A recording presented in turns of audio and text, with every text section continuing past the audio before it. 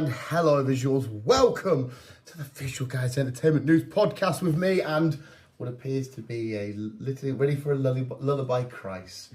A very sleepy boy Christ. My bullshit might be too much for him today. Maybe. My bullshit might be just a little bit too much for him. Well, obviously we need to talk Wild Robots. We need to do a Wild Robot review and the entertainment news and all that kind of carry on. So we'll start off with obviously the review of the Wild Robot whilst Chris is in a sleepy mood and he can remember it all. So do you want to lead us off with Wild Robot, sir? Spoiler heavy, everybody, there's your warning. Wild Robot, it's as it says really. It starts off with a robot, well, a load of robots, but just mainly one. Washed up on a island. Yeah, it was an island. Yeah, island. Bear with me.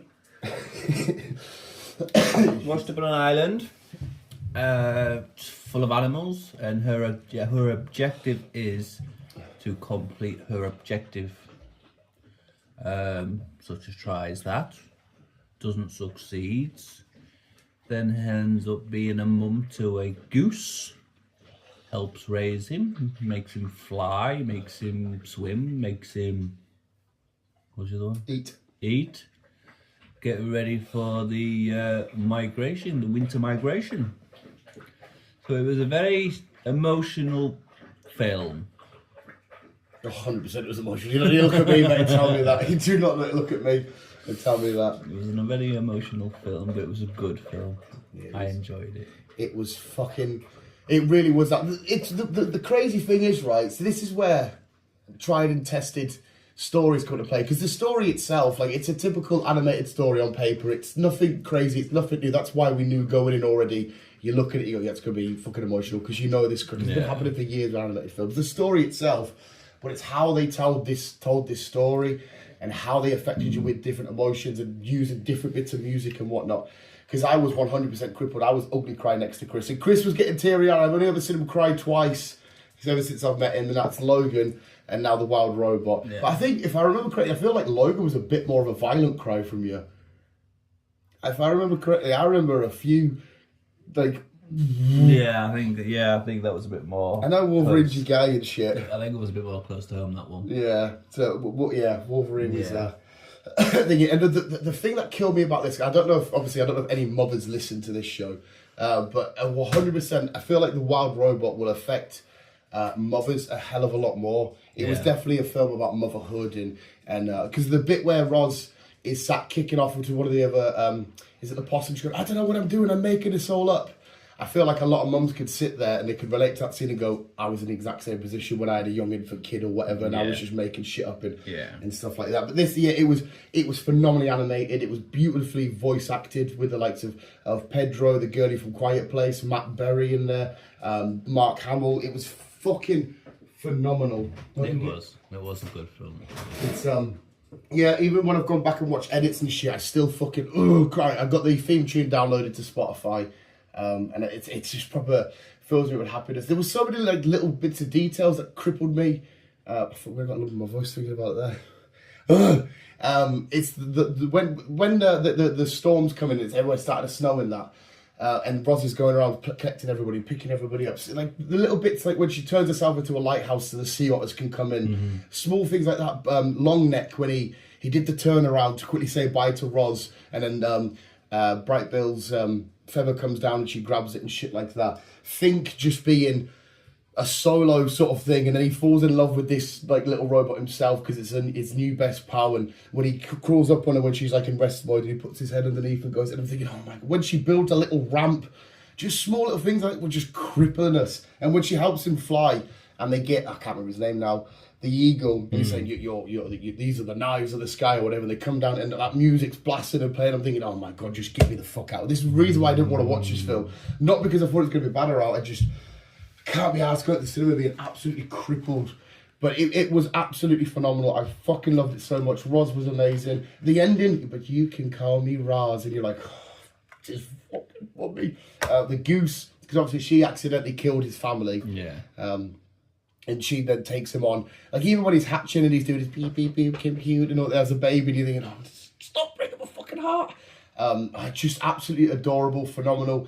I did have fun with it because there were some hilarious moments. Another bit that pure crippled us was when the robots come and attack, and what's his name? Thunderbolt. Mark Hamill's character, the bear. It was like Thunder or Storm. He had like a badass name. Yeah, something like that. And he says, "Tell them you're already home." And she says that, and they start charging, and she literally runs. Whether it's, I don't know if it's like a bear or like a big massive moose, but she runs like it. And I'm like, oh, she's really fucking home. And then she starts to get modifications with bits of bark and all that stuff. And Matt Berry, I know you're not a massive on Matt Berry or don't know loads about him, but his voice, it would be in the Beaver. This is my tray, and he's just. I was like, everything about this is just so fucking perfect and amazing and fun, and I absolutely adored it. I was blubbering like a little bitch, which doesn't take a lot for me to cry out of films and shit. But this year, it was so phenomenal. Emotionally, it just crippled me. And Chris, when we come out, he said, "Oh, there's already number 2 in the works," and you can already see why, because people are loving it. It's highly reviewed. It's a really, really fun and draining film. Yeah, but it's brilliant. It is. It's such a good film. Definitely recommend watching it. Do you have a highlight or a particular emotional moment or a? Not really, no. I just enjoyed the whole film. Yeah. Yeah. I think my there's a few key takeaways. I love the bit where they all stand together, unified, and the little, I can't remember what it is. It's one of the little possums or something says, "We worked so hard to defend you," and that. And Roz is like, "You did, and you did so well." I'm thinking, because obviously she starts off. Mate, he hasn't seen you in like 2 hours. He loves you. She starts off as the monster on the island. Nobody trusts her, and all this. And I love when she shuts herself down to try and work out the lingo of the animals so she can understand them and stuff. And see when she's falling with Brightbill, and she takes down her power core thing. She goes, "I got everything I need right here," and you're like, "Ooh." The possum babies were funny. The little fucking one. Well, one of them you think died off camera, didn't it? And then it's, "I'm okay." And then you're like, all right, fair enough. It's the fact that possum babies must die quite often because the mum was very casual about it. It's like, all right, there's no worries. It was so good. And like I said, foxes are now sexy because of Pedro. So every time I see a fox, I'm just, Pedro. He's a beautiful cunt, though. Moving on. Mate, I'm coming out to you with Pedro, right? But yeah, it gets of course it gets a 10 out of 10. It was definitely, it was absolutely beautiful. It was a good film. Do you 10 out of 10 as well? Yeah. 10 out of 10 for both of us. I would definitely say it's not my favourite animated film of all time, and it's probably not the best animated film of the year. I'm still giving that to Transformers 1, but it's definitely the most moving film I've watched this year. 100 million, 10%. I think it's definitely the best DreamWorks film we've ever had. It's better than like Shrek and stuff. Oh yeah, definitely. How to Train Your Dragon and all that are amazing films, and Shrek's, especially 1, are great films. But I think DreamWorks, this was their thingy. But yeah, 10 out of 10 for both of us. Next week, because we did see the midnight release of Venom last night. Whatever Chris can remember, we'll do it next week because obviously it's only been out for 10 hours or some shit. So like we won't spoil it just yet. We'll get to that next week and we'll see what Chris can remember. We went with little Philip and he was a bit of a loud snorer. But yeah, so we'll do Chris's recap and then we'll get on to the news. What can you remember that you've watched? Right. I think I've got one more episode of Agatha to do. So you didn't do episodes, was that... Whatever episode was out on Thursday. I feel like it was 6 or 7. Whatever episode was out yesterday. So you haven't done the newest episode? No. Right. But I'm enjoying it up to 12 hours. I think it's brilliant. It really is oddly brilliant. It is. It's brilliant. It's good. Penguin? Huh? Penguin? Yes. Well, what did I watch last? Fuck. Little Vic, or whatever his fuck his name is, he sent him to go get his mum. Yeah, she ended up going. We were seeing like a prequel of her going into the asylum and stuff. Yeah. Yeah. Yeah. So you're at the bit where Oz's mum's getting protected, and now the Falcons and everyone knows that Oz has been sort of playing everybody. I don't know. She. So I think you're on about last episode because we see what's her name from How I Met Your Mother start off. It was like her episode where you see her parents and obviously being like, "Oh, she's crazy. She's done all this shit."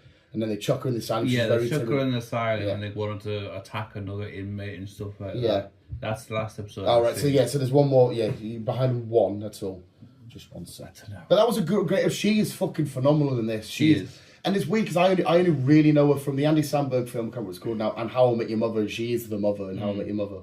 But she is absolutely amazing in this. Well, it's rumoured that she's going to be playing a big part in the next Batman movie. Well, obviously I can't say too much shows in the newest episode. The way going forward, I could completely see what they're going to do with her. I could completely see that, 100%. Yeah. But you enjoyed that episode? I enjoyed that episode. What we on Daryl's at 4? Daryl, Carol finally caught up to him. His girlfriend, whoever she was, died. And they're going to go and find the boy. Yeah. Yes. That's a weird whole portrayal thing, that. I didn't like, because obviously the episode prior to that, when they go to the little place and they turn on Daryl and they go nuts, and you just think, oh, the fuck's the point? I know. Yeah, it was still a good episode. It was fine, but yeah, it was just fine for me. I don't really want to talk about Lord of the Rings. Oh, Rings of Power. Yeah, because I want to watch the last episode. Oh no, yeah, because you hit me with because I don't know if Chris liked the last episode because you hit us with it was interesting, and that's usually for Chris. I'll watch the last episode. And then I'll give you my thoughts. Yeah, so you got to the Battle of the Eregion, and they stormed and all that kind of carry on and whatnot, whilst Celebrimbor's just not having a clue what the fuck's going on. Right, so Chris is going to give you his full Rings of Power review next week then. Yes. And I think that's up to date for shows, isn't it? I don't know. Chris is in shutdown mode. I am. I think that's up to date for... Possibly. For shows. Right. What news have you got then, sir, if any? It's been a quiet week, to be fair. That's all right. I think the shorter the better for Chris today. Let me have a look-see. Let me have a look-see. Let me have a look-see. Doggy, you can't have my bottle because I've still got half a bottle in it. You can have it when I'm done. Right, where am I? I said it's been a quiet week. I've actually got some bits and bobs. Well, you whiz through them, sir. One of the Fleming sisters. One of the Fleming sisters? Yeah. Who the fuck are they? Should I know this? This one was in this one. The other sister's in Twilight, and she's the young girl out of War of the Worlds. Oh shit! Okay. Yeah. Right. Well, this is the sister of her. Oh right. Okay. I didn't realise they were like a famous sister parent. All right. She is starring in the next Predator. It's called Borderlands, as we know, but it will be released on the 7th of November next year. I was literally thought you were about to say this shit. Is that going to be another like Prey, where it's straight to? Because that was straight to streaming, wasn't it? Yeah. No, this is theatres. So. All right. Okay. Yeah. Sweet, because it's been a fucking good while since we get to cinema to see any Predator related shit. All right, so we got a new confirmation. Yes. We talked about this a couple of weeks ago, but I think it's been confirmed now that Blade is. I think that's finished. Yeah, I did see an image of they've just they've just abandoned it for now. I did see an image of that. Mahershala Ali will no longer be playing Blade, which is a shame because that was a beautiful casting. A John Wick prequel anime film. Anime? Is in the works. Oh shit! Okay, no worries. Well, obviously that sort of we see a lot of Oriental sort of stuff in John Wick, and to take it into anime form, mint. Yes.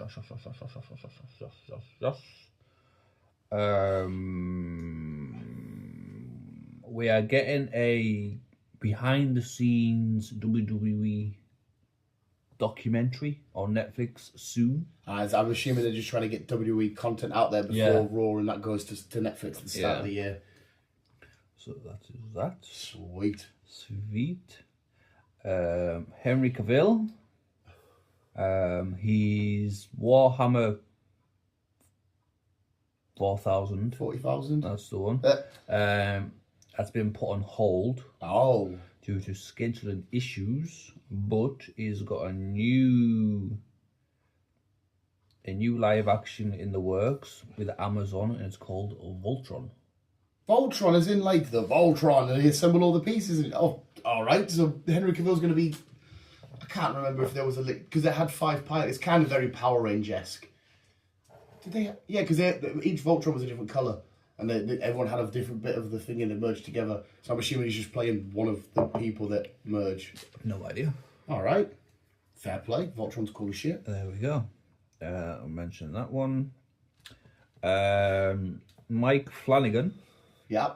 He is doing a series, working alongside Stephen King, is doing a series on Carrie. As in the blood girl at the end. the high school prom or whatever. Yeah. Oh, sweet. The original one of them was great. The newer one they did was fine, but they're going to do a series. Yes. Just I'm assuming following on. I don't know. Doesn't say. I actually couldn't tell you what would happen after Carrie. Mm-hmm. It's coming up on Amazon as well. Oh, well, still take some Carrie though. Not what came out last week, which we kind of missed. George and Mandy's first marriage. That's basically what we're seeing off the Big Bang spin-off.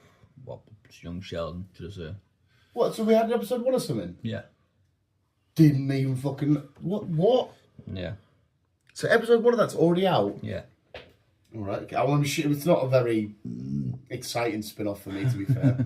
No. Well, I didn't realise it was already out. Yes. What you call him? Anthony Mackie Oh, hello. is bringing a film out in November. It's called Elevation. Elevation. It's set in an apocalyptic world. Oh. Where some kind of weird creatures, they've got to stay in this barrier so the creatures can't get in. But he has to venture out to save or rescue some boy, well, as far as I can figure out. Okay. And on his adventure, obviously, creatures attack him and I'm up for his that. little crew. More than up for that. It's like in a post-apocalyptic shit in a minute. It does, Where doesn't they it? twisted metal and stuff. Yes. Not a problem. Andrew So Mackie's cool that as shit. will be out in November. That's out in November. That will be out in November. Did you say that was a show? Or film? Film. So that's that. I fucking love it. Anthony fucking Mackie. Christopher Nolan's next film has been rumoured. I've heard this. Starring Matt Damon and Tom Holland. Mm-hmm. It's going to be about vampires. I did see that, and I am up for a Christopher Nolan take on some sort of vampire story. It's a period horror vampire thing. It's set in the 1920s. Not a problem. I'm assuming it might be like... I always, when I think of vampires, I always personally think of like an old sort of the dingy kind of Londony sort of vibe. I always get that vibe. Probably, that's it, to be fair. Plus, I mean, Tom Holland can change me whenever he wants. Speaking of vampires, quickly, the new season of What We Do in the Shadows is out, and it's started. It's going to be the final season. Fucking phenomenal. What We Do in the Shadows. I love that. Naughty Dog are bringing out a new game. Oh. So obviously they've got The Last of Us 3 on its way. But they've also got another game. I'm losing my voice. It's kind of like a sci-fi-ish game. It's kind of like so Naughty Dog, and obviously Uncharted. Obviously, Naughty Dog. There was a lot of Dog. Yeah. And it's kind of a comparison of a couple of games. There's supposed to be Elder Rings in there. There's supposed to be Red Dead 2 in there, and a bit of GTA in there. So it's a big open world kind of esque. Oh, Jesus Christ. Game. If you're fusing all of them. It's still in early development, so obviously we're not going to see it for quite a while. But Then I'm assuming that is that going to be like a PlayStation exclusive. Possibly, because obviously Naughty Dog do a lot of shit with PlayStation, so I'm guessing so. More than likely. And finally, Christian Ritter, aka Jessica Jones, right, will be appearing in Daredevil Born Again. Hell yeah. I very much enjoyed Jessica Jones. Yes. It would be. I would love to see Power Man and that eventually. Luke Cage come over to that world. I don't know if there's any plans, but I would love if we saw the Defenders get merged over. We should do. Obviously, we're getting the Punisher. Yeah, Punisher's chilling, doing his thing. Daredevil's over there already. So it'd be nice to see the crew back. Yeah, it'd be fucking phenomenal. I wouldn't mind going back and rewatching all the Defenders stuff. Obviously, we'll see more of Kingpin. We'll see probably a bit of Echo in there. Shit course Echo, yeah. So there we go. She's tied into all that sort of shenanigans. She is indeed. Fucking beautiful. But that's the Canoesy That's news. the Canoesy news. I don't think I've got anything to chuck on top of that. Chris, our next big film is, correct me if I'm wrong, we've worked out it's Gladiator, isn't it? Yes, So Chris has 15th got of November. 2-3 weeks to get the first one watched. 3 weeks. Yes. I'll keep an eye out on the cinema, see if they do maybe chuck the first one out there. Yeah. It'd be cool to go see that back at the cinema. Watch a very more slimmer Russell Crowe, because he's quite larger at the minute. He is. I saw a thing you were saying about Joe Rogan getting Donald Trump on. That is actually happening. That is confirmed. So that's going to be an interesting listen, mate. It will be. To stick with your entertainment shit, because you said you're up to date with all books, aren't you? I am. So you'll enjoy the Brian Cox one anyway. I will, when you get around to that. It's Yeah. just, I don't care what he talks about. He could just talk about anything. I'm just like, oh yeah, okay, because he's just got such a soft, lovely little voice. But yes, that's the Canoes news. We won't drag it on because Chris is tired and we're going to do one more pod. But everybody that listens to the Appalachian Mountains podcast, it's like, for us, it's like up to like 650 views and shit. There's loads of likes and that. I was thinking, it's just me and you just chatting shit in the fucking kitchen, and people are like, great. So amazing, thank you. We will talk Venom next week. I'll quickly just end it with saying I fucking loved it. I think you said you enjoyed it more. Yeah. So that's all you're going to get from us for now. There is a spoiler-free review. I've got it nice and early to do a spoiler-free review. But there we go, visuals. There we go. Thank you for listening to the Entertainment News. We're going to go buy some toys soon, and we'll always keep being young, keep on. Now, this might be interesting. How's tired Chris going to say Well, bye? I was about to say I'm too tired to figure out what to say, so I'm just going to say goodbye. And that's how tired Chris does it. Oh.